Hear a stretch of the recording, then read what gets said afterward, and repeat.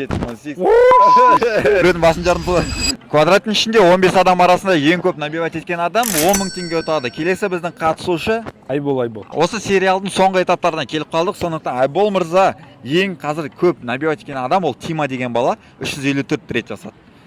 Одан біз асу керекпіз, хорошо? 1, 2, 3, 4.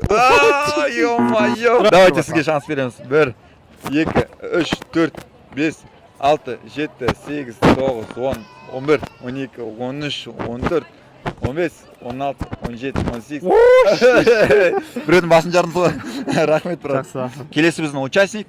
Асанәлі. 1, 2, 3, 4, 5, 6, 7, 8, 9, 10, 11, 12, 10. Давай, подписка жасасаң, мен саған тағы бір шанс берем. Подписка бар екен.